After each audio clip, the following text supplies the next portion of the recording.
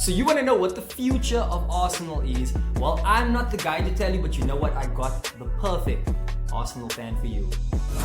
If you don't wanna change, I can help you out. So when searching for the best Arsenal fan, I went to my dear friend. He happens to run his own podcast and he is the expert when it comes to this specific question. What is the future for Arsenal? So I want to introduce you guys to the man of the hour. The man's channel is called Devi DTV, Mr. Devin Peterson. Thanks for that intro, Ty. I couldn't have said it any better. Love for having me on when it's my debut here, but I'm happy to be here. And I wish we could have been a better topic, but you asked me to be honest, so I hope I'm gonna be as honest as I can be. Thank you so much for joining us, Devin. So I need to ask you this question. What do you think about Arsenal last season?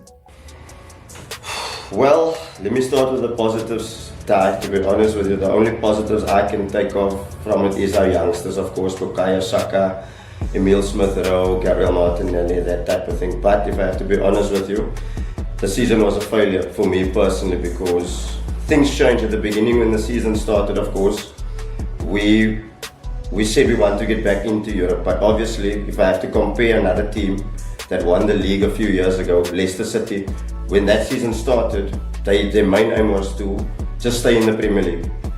Things changed as time went on. They said, okay, we're safe, now we can try to get mid-table. They got mid-table, then they went for Champions League. Then after that, they went to go on and win the league. So obviously your objective changes as time goes on. So for me, we played stupid games and we got stupid prizes.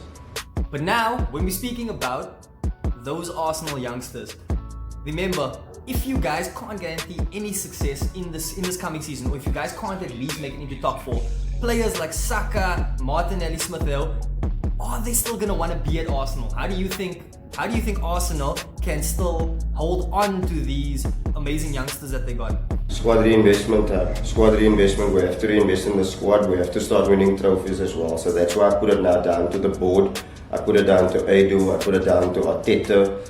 It's up to them now to give us some solid players that we can build around today. Because I don't want to be depending on youngsters, 19-year-olds. We need some experienced, quality players around them to allow them to flourish. Because at the end of the day, if I'm looking at Saka when he goes on international duty and he speaks to Trent, he speaks to Sterling and those guys that are winning stuff. Obviously, there is going to come the conversation in where, don't you want to come play for our club? Look what happened with Fabregas a couple of years ago, and I'd imagine it will happen to them as well. So for me, I put it now on the board. We became weaker in January, in the sense that we were the only team that got weaker. It's no coincidence that Tottenham got stronger in January and they popped us to the top 4 spots. So now it's all up to Edu, the board, up to Arteta, to give me now a solid squad now going forward, because I want Champions League and I want to win the Europa League now. Champions League top 4, nothing, away must go.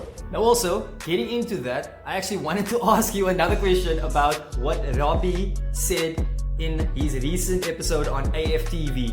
So, do you think that the time is over for Arsenal? Do you think that Tottenham actually do look like the more attractive club to join? Of course they are. I'll tell you why.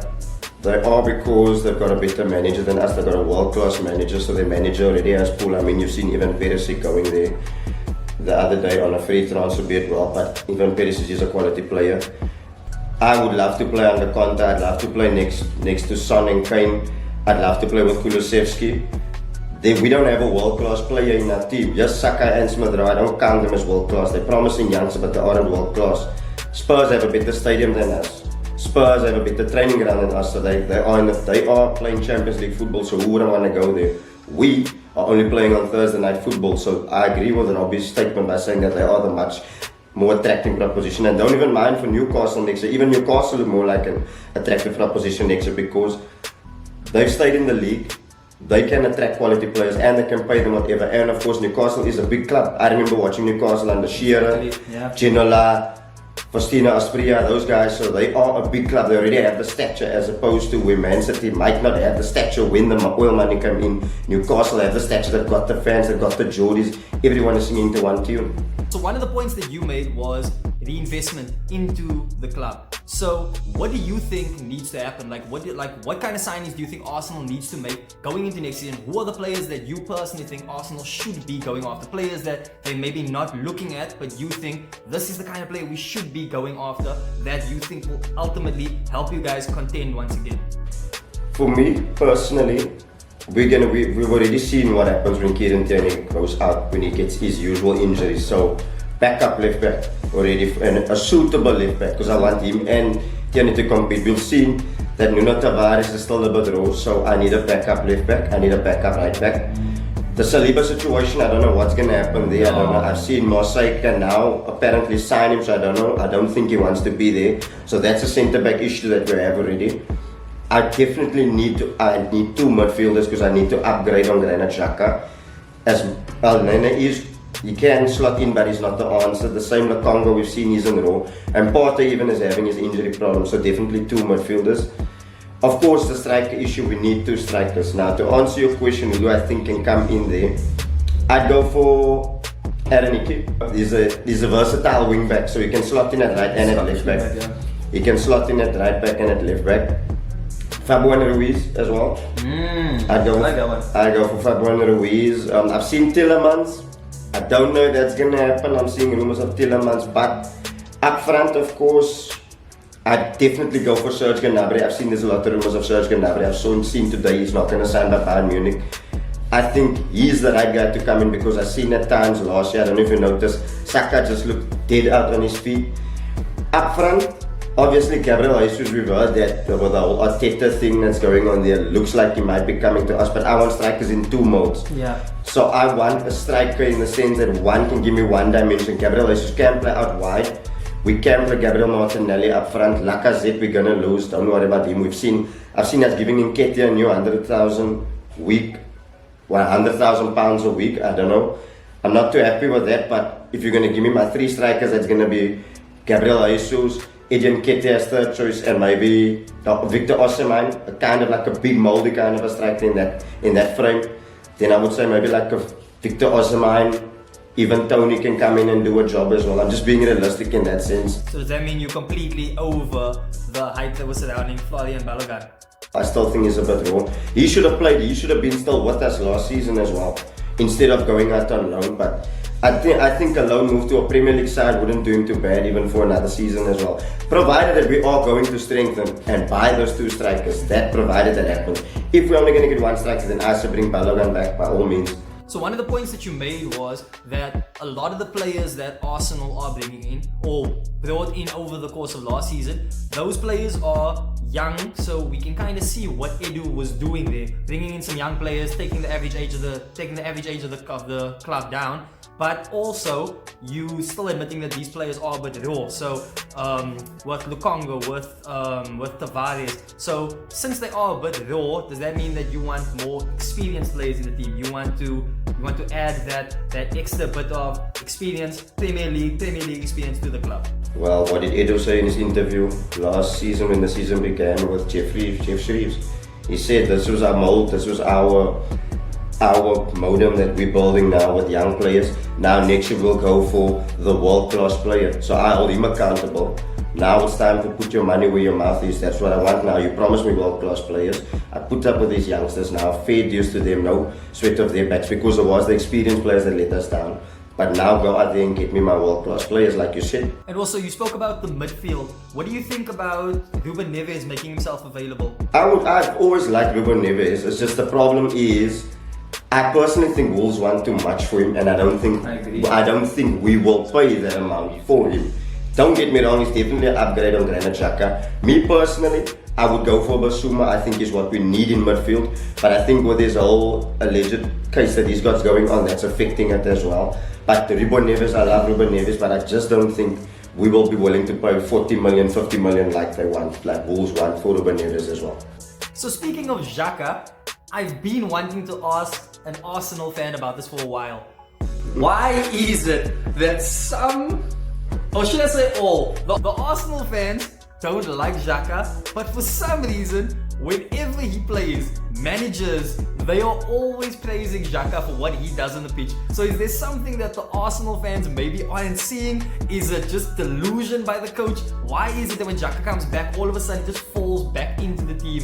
What is it about Xhaka that we just don't understand? He's the best of a bad bunch right now, at the moment. Amazing way to put it. They see him as a leader. He's the best of a bad bunch. Me personally, I don't like him. I can't stand him. I think he's arrogant. He thinks he's the Swiss version of Pirlo. He thinks he's better than what he actually is. I think he's arrogant. I think the biggest problem was last year when we could have got rid of him and we kept him. There's no coincidence as to since he's at the club we haven't played Champions League football again. I say get rid of him. I don't like him. That's something I never thought of. I can't stand him. But like I said, they see him as a leader, but he's the best of a bad bunch. Personally, for me, that's why all the coaches love him. I can't understand it why, but it is what it is. He's the best of a bad bunch, and nothing I can do about it. So when you're looking at what Edu has done, coming from an Arsenal fan, what do you think about the recruitment that Edu has done so far? Are you happy with it? Do you think that you guys were much better off before Edu even came into the picture? Or do you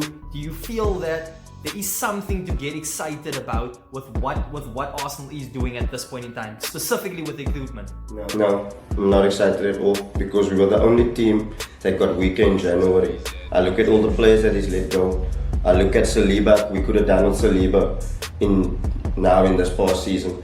You're letting Callum Chambers go. I'm sure Callum Chambers could have done a better job than Cedric, or even slotting at centre back near the end when Gabriel and Benjamin White were vaulting. Ainsley Maitland-Niles, he could have done a job for us as well. The Aubameyang one was the biggest one for me. I think that's where we lost top 4. I have no problem with Aubameyang going, but I'm sure you can't tell me that another striker, you could have at least loaned a striker until the end to get us over that line. So for me, there is some positives there. Don't get me wrong, there has been some James Ramsdale as well, who I have criticised, and I thought, what was he doing? Why is he signing this guy? But that's been a good signing. Gabriel's been a good signing. Porter, even though he's got an injury. Tomiyasu's been another good one as well. But I think the bad outweighs the good in this sense. Partey's got another window now to prove me wrong in that sense. But I just think that the players that he's let go, we didn't replace them, and in essence that costed us top 4 at the end of the day, because for us to get into the position that we got into, and it was so close to falter, I think we lost our top 4 qualification in January. But the summer is here now. It's time to put your money where your mouth is. The only thing I want now is, if you look at over the years, Arsenal have never been prepared when the season began. Always when it comes to pre-season, even at last season, you look at those first 3 games as well. The first 3 games we went in, we didn't have that same team, a whole different defense. Only after we got smashed by Manchester City, then the new recruits were there. Now going forward, I want no excuses. I want my team set, prepared for once. In the pre-season, when the Emirates Cup begins, that first week in July, and I want to see my team, my proper team playing, and come on the 6th of August, I want to see my new signings, and that's it, that's the team. I want no monkey business near the end, scrambling and this and that, and saying no, the market didn't play up to us. No, you promised me world-class players, now put your money where your mouth is and build give me my proper team that I want. This is a question that I'm sure a lot of Arsenal fans will give different answers to, but personally, from your opinion, what do you think the future holds for Arsenal? In this coming season, what are you expecting with where you guys will finish? What kind of signings you guys will ultimately, because at the same time, we're speaking about players like Tielemans, like Ruben Neves, but realistically, you know what your club will do. So, what do you think is going to happen to Arsenal in this coming season? Currently, as it stands right now, I see it to be very, very bleak. Spurs are on the up, Chelsea are going to be on the up, Man United, look, I know Ralph left, but I can guarantee you United don't have a season like they had last season. Leicester, they don't have European football. I think they were done unfairly, but unlucky with a bit of injuries that they received last season, so they're going to be back as well. Spurs, of course, like I mentioned before, Newcastle, looking very bleak, looking very, very bleak, but only one thing can change that, like I've alluded before, is who he brings in terms of recruitment, who we're gonna bring in to strengthen up, because now we're back in Europe, we're gonna need to strengthen our squad. About 13 extra games now in the season. Our little 25-man squad already couldn't cope with only domestic football last season. Now we need to bolster the squad now. So right now, if you had to ask me where I think we'd finish, I can see it anything between 7 7 to 10. Wow, 7 okay. to 10 right now. But the only thing I can change right now is Edu and his reinforcement he's going to bring into the squad now. That might change my mind maybe. Do you think that potentially this is make or break for Arteta? Do you think that anything this season Arteta needs to, especially after you've seen Conte go into Tottenham, you've seen Manchester United change their manager, you've seen Klopp at his best, you've seen Pep at his best, and at the same time you still have Eddie Howe that's coming up with Newcastle, you have all of the signings that's going to Aston Villa, Steven Gerrard is being tested, so you have all of these clubs that's now going to be challenging for that, and let's not forget about Leicester and West Ham. So now, do you think it's purely just make or break for Arteta? Personally, yes, 100% make or break for him now. I think last season near the end, if you looked at the Newcastle and the Tottenham game, he looked like a man totally shocked, totally out of ideas, low on confidence. That comes when you are an experienced manager. For me, I haven't seen a luckier manager in world football. I haven't seen anyone. My personal opinion, he should have left last year after he got dumped out by Villarreal. And it should have been dumped out last. He would have been. There's no way a manager like him survives that period from October to November where we went on this mad 10-game losing streak. And there's no way any manager can come there into my club, no European football, and not get top 4. That for me is the biggest failure. I haven't also seen a manager, any job that you go into, you can't want to tell me after 3 years now already. Look, the first couple of months that he came in there, that was a free hit. Last season you could say no, he was still learning the job. It's his third season now it's make or break. I haven't seen any manager, anybody, any job, 3 years, you're still saying no, you're inexperienced, you should be knowing the role now. Now is the moment, make or break. I personally don't like him, I want him to go. I said go out there and get me an experienced manager because we're losing. We're missing out on big managers. We missed out on Pep a couple of years ago when Wenger didn't want to step down. We missed out on Klopp. We've missed out now on Conte when we could have got Conte. Spurs acted like the bigger club again. Mourinho as well. I would have taken Mourinho as well because at that time I felt we needed a bigger shake-up given the way they treated Unai Emery. I said now the only one to go out there and get now is Mancini. Whether another manager is going to pop up, I don't know. But I said right now, make or break, I'm giving him at least the first 10 games. And that's maximum. 5 to 10 games, if not, I say get rid, pull the plug, go and get Mancini. That's all I have to say about that. But then we also know how Arteta is going to do it. Arteta is going to win. He's going to win those 10 games, and then after that, we're okay with it. Then 11, 12, 13 losing streak. All of a sudden. Of course, you know how it goes because they love him. He's a puppet. He's a yes man. He's a yes man for the board. That's why they love him. The way the board see him, they see him as somebody that got rid of the wage bill. But again, I've never seen a manager fall out with so many big players. His man management skills is poor, so they won't let him go. Like I said, when he was on the brink of going out, he's like the Undertaker. When you think he's down and out, and then just poof, he rises up and sits up, and then he survives and he goes on another mad run as well. So I agree with that point, but let's wait and see what happens. I personally don't think they will sack him, but I think if it gets to breaking point again for a third time, they have to pull the plug. They really have to do. If not, then Arsenal's not as a big club and not ambitious as I thought they were. That's an amazing point, Devin. And personally, I think that you are not the only Arsenal fan that feels this way. I'm sure there's a lot of Arsenal fans that are stressing about this coming season, but personally, I can't wait to watch this season of football. So I just want you guys to go over to Devin's channel. I'm gonna leave it up to Devin actually. Devin, give us more details about your channel. So my channel, DVD TV, just search it on YouTube, very easy to find. It's a basic podcast where I got different guests coming on from different football clubs, bantering. I am going to be doing some interviews with professional footballers in the off season right now as well. So go over, like I always say, like my slogans is like the thing, share the thing, subscribe to the thing, and of course subscribe to Ty's channel as well, and slap a like on this video and slap a like on all these videos with this awesome content. And there we go, guys. This is just one of the many interviews that I am going to be doing. This is a new type of video for me, so please let me know down in the comments below what you guys think of it, and also please let us know what you think about Arsenal's future. So guys, I've been Ty, along with Devin. This has been The Talk, and you have been totally awesome. Won't be a stranger.